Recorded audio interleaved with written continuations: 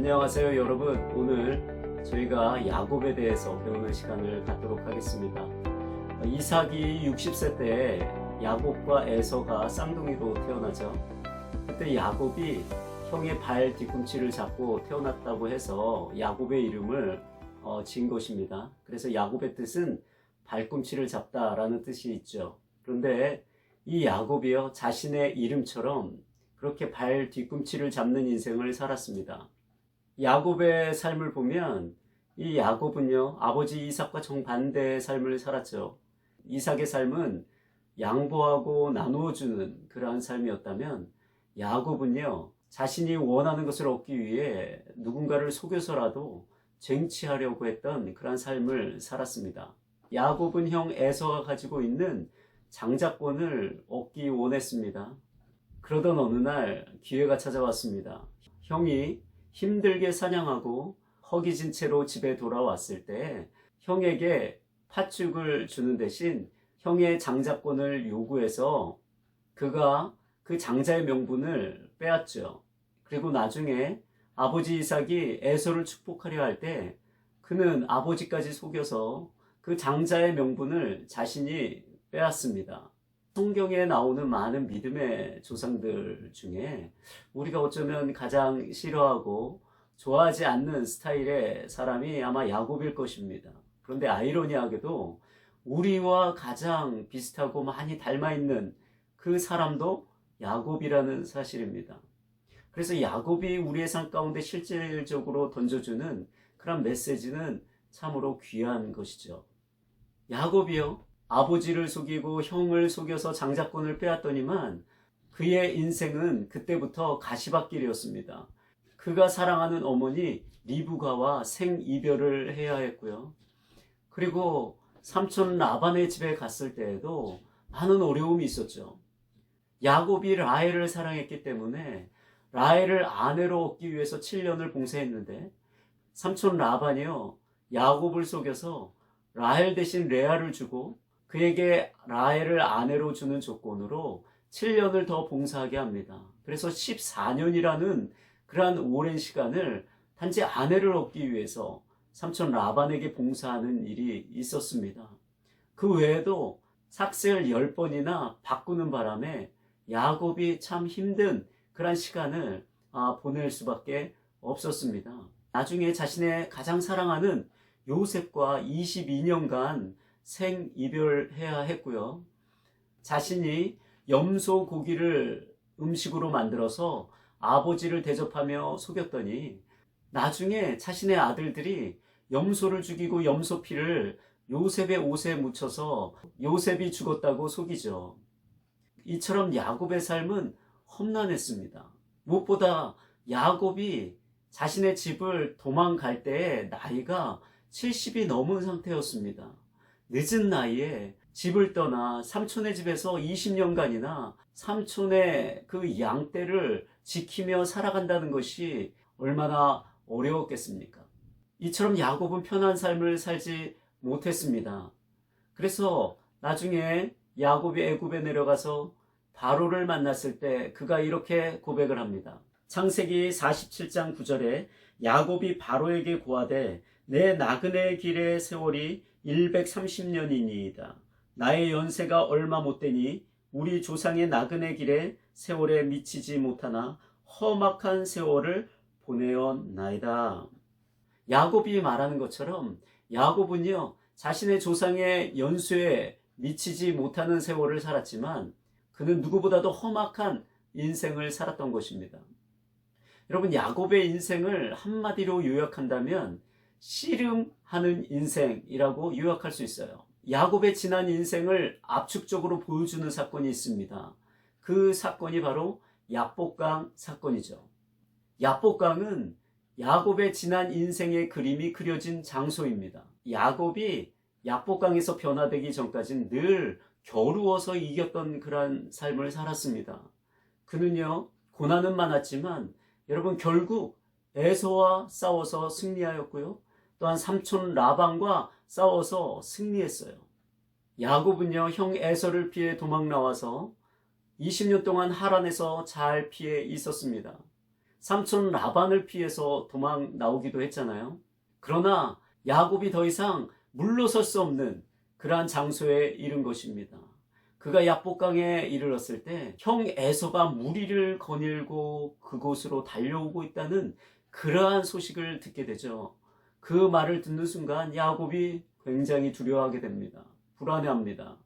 자신을 죽일 것 같은 그러한 공포가 엄습합니다. 죽음 앞에 선 야곱은요, 더 이상 자신의 꾀와 능력을 의지할 수 없었습니다. 그동안 자신이 의지하고 있었던 세상적인 어떤 삶의 방식들을 내려놓아야만 했어요. 여러분, 약복강이라는 단어의 뜻은 비운다, 몽땅 떨어버린다, 쏟아버린다 라는 의미를 가지고 있는 단어예요. 아브라함이 모리아산에서 자신을 내려놓아야 했던 것처럼, 이삭이 모리아산에서 자신을 또한 내려놓아야 했던 것처럼, 약복강은 야곱이 피할 수 없는 장소였습니다. 약복강은 야곱에게 있어 벼랑 끝이었지만 또한 자신의 근본적인 죄가 다루어지고 그것이 끊어지는 장소였습니다. 바로 이곳에서 자신의 영적인 실제의 모습을 보아야만 했습니다. 그는 거룩한 열망은 있었지만 그의 삶은 여전히 바뀌지 않은 채 살아가고 있었기 때문에 하나님께서는 이곳에서 그를 다루셨어요. 어떤 분은요, 야곱이 하나님과 이 야복강에서 씨름한 내용들을 보면서 좋은 쪽으로 해석하는 경향이 있습니다. 물론 그가 엎드려서 하나님 앞에 아뢰고 부르짖을 때 하나님께서 그에게 주시는 어떤 축복들을 생각하면서 그 말씀을 전한다고 믿습니다. 그러나 여러분, 하나님과 야곱이 야복강에서 씨름한 그 사건 내용 자체는요, 결코 성경은요 좋게 묘사하고 있지 않다는 거예요. 여러분들이 호세아서를 보면 하나님의 관점을 우리가 살펴볼 수 있습니다. 호세아서를 보도록 하겠습니다. 호세아서 12장 2절에서 6절 말씀인데요. 공동 번역본을 통해서 제가 읽어드리도록 하겠습니다. 야훼께서 유다를 심판하시고 야곱을 그 행실에 따라 벌하시리라. 그 한 짓을 따라 갚으시리라. 모태에 있을 때에는 형의 발꿈치를 잡고 늘어졌으며 어른이 되어서는 하나님과 겨루다가 하나님의 천사에게 짓눌리자 울며 애걸하지 않았더냐. 베델에서 하나님을 만났고 거기에서 약속을 받지 않았느냐. 야훼 만군의 하나님, 그의 이름은 야훼시라. 그러니 너희는 너희 하나님께 돌아와 사랑과 정의를 지키며 너희 하나님만 바라고 살아라.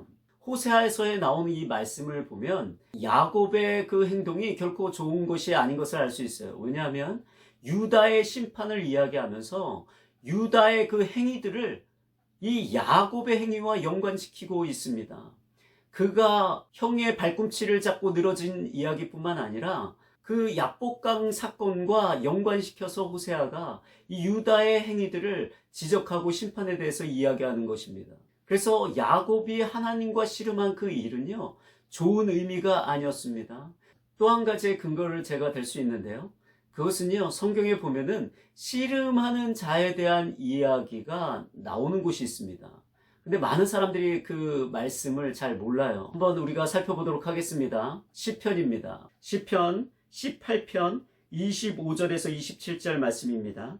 자비로운 자에게는 주의 자비로우심을 나타내시며 완전한 자에게는 주의 완전하심을 보이시며 깨끗한 자에게는 주의 깨끗하심을 보이시며 사악한 자에게는 주의 거스리심을 보이시리니 주께서 공고한 백성은 구원하시고 교만한 눈은 낮추시리이다. 우리가 한글 성경만 보면 여기에 무슨 씨름하는 자에 대한 이야기가 나오는가?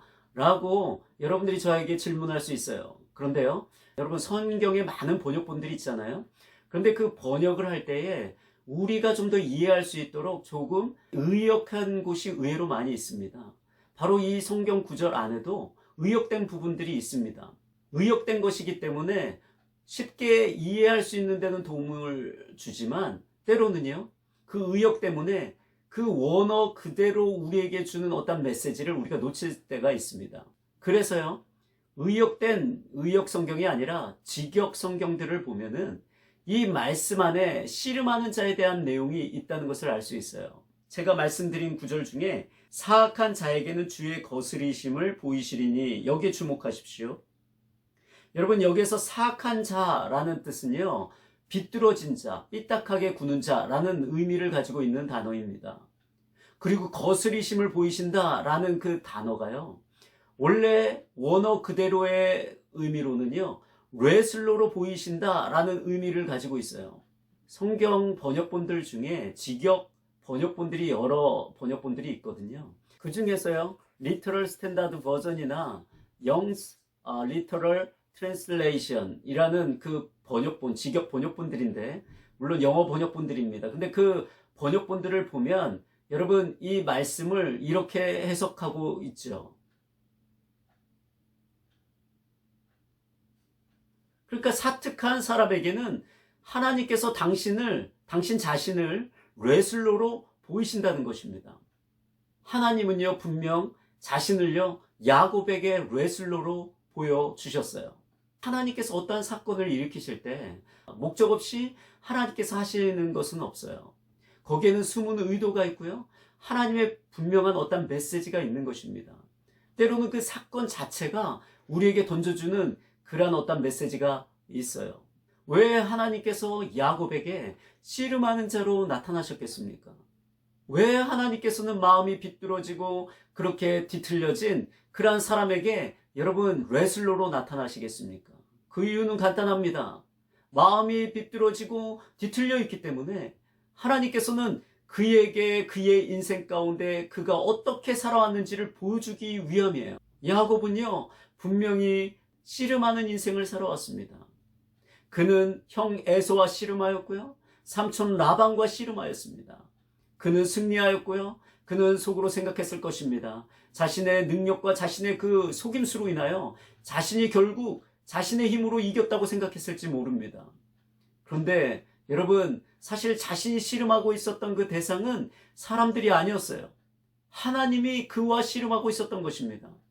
그의 비뚤어진 마음을 하나님께서 바꾸어 주시기 위해서 하나님은 그와 씨름한 거예요. 하나님은요, 야곱이 깨닫지 못하니까 이 야복강에서 그와 씨름함을 통해서 야곱의 지난 세월을 주마등 스쳐 지나가듯 하나님께서 그의 모습을 보게 하시고요, 그가 얼마나 힘겹게 어렵게 씨름하면서 겨루어 이기려고 했는지를 하나님은 그 야복강에서 모두 보여주고 계신 것입니다.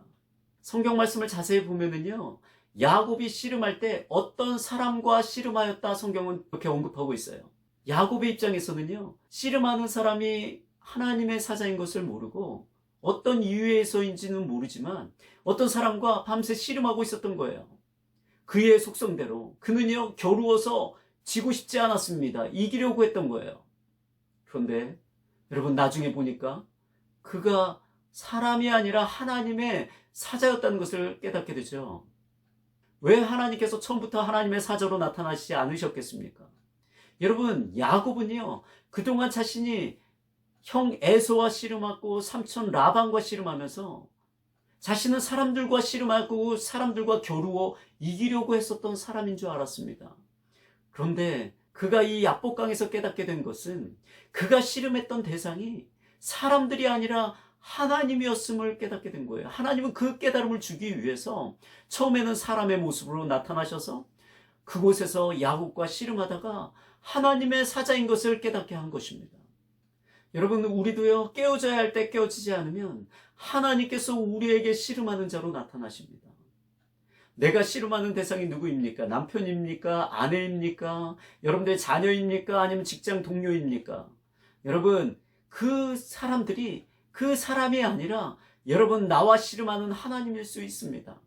변화되지 않고 있는 나를 변화시키기 위해 하나님께서 나와 씨름하고 계시는 거예요.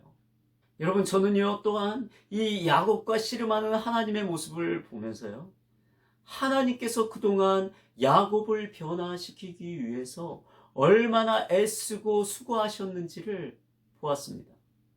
여러분, 하나님께서는요, 우리를 변화시키기 위해서 지금도 애쓰고 계십니다. 수고하고 계십니다. 때때로 우리는요, 하나님의 그 수고를 묵상할 필요가 있어요.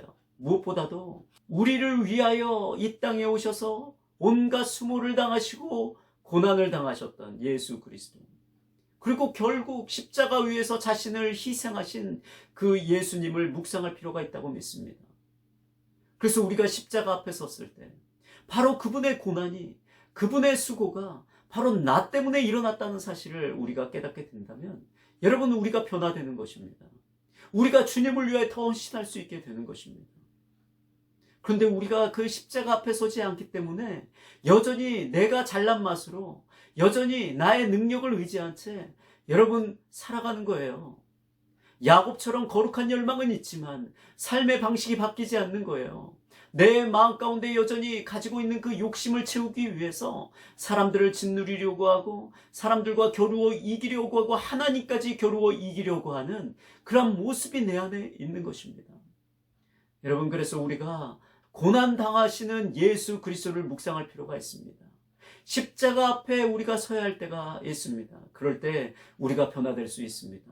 우리가 예수 그리스도의 그 마음을 알 수 있습니다. 왜 나에게 이러한 고난을 허용하시는가? 그렇게 우리가 하나님 앞에 불평하기 이전에 변화되지 않는 나의 모습을 보면서 여전히 나와 씨름하면서 나를 변화시키기 위해 애쓰고 수고하시는 그 예수 그리스도 앞에 우리가 야곱처럼 여러분 무릎 꿇고 매달리게 될 수 있게 되는 것입니다. 야곱은요, 사람과 씨름하는 줄 알았더니 하나님의 사자와 씨름하는 것을 알고 나서 그때부터 그가 한 일은 매달리는 것이었습니다. 엎드려 은총을 구하는 것이에요. 호세아서에 나오는 그 말씀처럼 하나님 앞에 은총을 구하며 나에게 긍휼을 베풀어 달라고 여러분 엎드리게 되는 것이에요. 여러분, 바로 그때 우리는 깨어지게 되는 것입니다. 우리는 변화되기 시작하는 것입니다. 그리고 그때부터 하나님의 은총이 우리 가운데 부어지는 것이에요. 야곱이 그렇게 하나님 앞에 매달리며 은총을 구하며 눈물로 호소할 때야 비로소 응답이 그에게 주어진 것입니다. 하나님께서 그를 보호해 주시겠다는 거예요. 뿐만 아니라 하나님은 그의 이름을 바꿔주십니다. 야곱이라는 이름에서 이스라엘이라는 이름으로 바꿔주세요. 여러분, 성경에서 이름이 바뀐다는 것은 그에게 어떤 변화가 일어나는 것을 이야기해 주는 거예요. 야곱은요, 변화되었다는 거예요. 야곱은요, 바로 그 약복강에서 변화된 것입니다. 하나님께서 야곱의 이름을 이스라엘로 지어주시면서 그 이유로 이렇게 말씀하시죠. 그가 하나님과 겨루어 이겼기 때문이라고 말씀해 주십니다. 이 말씀을 좀 제대로 우리가 좀 살펴볼 필요가 있습니다. 많은 사람들은 그냥 야곱의 이름이 이스라엘로 된 것은 이스라엘이라는 그 이름의 뜻이 하나님과 겨루어 이겼다라는 뜻으로 해석해버리고 맙니다. 그런데 여러분, 우리가 좀 주의할 필요가 있습니다. 이 이스라엘이라는 단어의 뜻을 우리가 알게 된다면요, 우리가 좀 더 달리 생각할 수밖에 없게 돼요. 여러분, 이스라엘이라는 단어의 뜻은요, 우리가 생각하는 것처럼 하나님과 겨루어 이겼다라는 뜻을 가지고 있지 않아요. 이 뜻과 비슷하지도 아니하고요, 다를 뿐만 아니라 전혀 반대의 뜻을 가지고 있습니다. BDB 히브리어 원어 사전을 보면은요, 하나님이 주장하시다, 하나님이 싸우시다, 하나님이 다스리다 라는 그러한 뜻들이 있고요. 또 이렇게도 해석이 됩니다. 하나님이 주장하게 하다, 하나님이 싸우게 하다, 하나님이 다스리게 하다 라는 뜻을 가지고 있어요. 스트롱 히브리어 원어 사전을 보면 거기에는요, 이렇게 영어로 번역되어 있습니다. He will rule as God. 그가 하나님으로서 다스릴 것이다 라는 뜻을 가지고 있습니다. 여러분, 어떻습니까? 하나님과 겨루어 이겼다 라는 뜻과 어떻습니까? 전혀 다릅니다. 다를 뿐만 아니라 전혀 반대 뜻을 가지고 있어요. 그런데 어떻게 이스라엘이라는 뜻이 하나님과 겨루어 이겼다라고 우리가 그냥 쉽게 해석할 수 있겠습니까? 전혀 반대의 의미가 있잖아요. 더욱이요, 여기서 하나님과 겨루어 이겼다라는 그 단어가요, 히브리적인 뜻으로는요, 현재 진행형의 뜻을 가지고 있어요. 그래서 영어 성경을 보면 여러분, 현재 진행형의 의미로 여러분 해석되어 있습니다. 예전부터 지금까지 야곱은요, 하나님과 또한 사랑과 더불어 겨루어 이기며 살아왔다는 것을 이야기하는 것입니다. 그러니까 그동안은요, 하나님께서 그에게 져주시며 그냥 은혜로서 응답해 주셨던 거예요. 그러므로 우리가 하나님께서 말씀하신 이 말씀을 분명하게 이해한다면 이것입니다. 그동안 너가 예전부터 지금까지는 너의 뜻을 간철하기 위해서 나와 또한 사람과 겨루어 이기려고 했다면 이제는 이스라엘이라는 이름에 걸맞게 이제는 내가 너를 대신하여 싸우게 하고 내가 너를 대신하여 다투게 하고 내가 너를 대신하여 다스리게 하라는 것입니다. 내가 너를 다스리겠다는 것입니다. 내가 너를 주장하겠다는 것입니다. 이제는 그러한 사람이 되라는 뜻으로 하나님께서 이 말씀을 주신 거예요. 이스라엘이다. 너가 그동안 그렇게 살아왔기 때문이다 라는 뜻으로 여러분들이 해석하면 여러분 더 분명한 하나님의 의도를 우리가 알 수 있게 됩니다. 만일 이 야곱이요, 이 야복강가에서도 그가 변화되지 않았다면, 그가 깨어지지 않았다면 하나님께서 그의 이름을 계명하지 않으셨을 것입니다. 하나님은요, 그 오랜 세월 동안 그를 기다려주시고 인내하시면서 이 야복강까지 이를 동안 하나님은 그를 다루셨을 뿐만 아니라 결정적으로 바로 이 절체절명의 순간을 사용하셔서 야곱을 깨워주신 것입니다. 야곱을 변화시켜 주신 것입니다. 여러분, 나는 지금 누구와 씨름하고 있습니까? 남편입니까? 아내입니까? 자녀입니까? 직장 동료입니까? 아니면 어떤 열악한 환경이나 재정적인 문제입니까? 그것이 무엇이라 할지라도 그것이 혹 내가 변화되지 않는 그 모습으로 인하여 내가 하나님과 씨름하고 있는 그러한 상황은 아닌지 여러분들이 오늘 말씀을 들으며 점검해 보실 수 있게 되기를 바랍니다. 그리고 만약 그것이 하나님이라면 여러분 더 이상 겨루고 여러분들이 싸우려고 하는 것이 아니라 씨름하려고 하는 것이 아니라 지금 해야 할 일은 그 하나님 앞에 엎드려야 된다는 거예요. 그 하나님 앞에 엎드려 내가 변화되지 않는 모습을 보면서 이제는 하나님 앞에 여러분 눈물로 호소하며 하나님의 은총을 구해야 할 때인 줄 믿습니다. 그럴 때 하나님께서 우리와 씨름하는 그 일을 멈추게 되실 것입니다. 나는 변화될 것이고요. 하나님의 은총이 나에게 주어지게 될 것이고 하나님께서 야곱에게 이스라엘이라는 이름을 주셨던 것처럼 하나님은 이스라엘이라는 호칭을 나에게도 주실 것입니다. 이 말씀을 듣는 여러분 모두가 이제는 여러분 삶 가운데 하나님과의 씨름이 끝나는 그러한 시간이 되기를 바라고 우리의 삶 가운데 이스라엘이라는 칭호를 하나님으로부터 받게 되기를 바랍니다. 그래서 이제는 우리의 삶이 하나님이 대신 나를 위해 싸우시고 나를 대신하여 주장하시고 나를 다스리셔서 하나님이 원하시는 그 계획들 하나님의 뜻이 내 삶 가운데 온전히 성취되게 되기를 주님의 이름으로 축복합니다.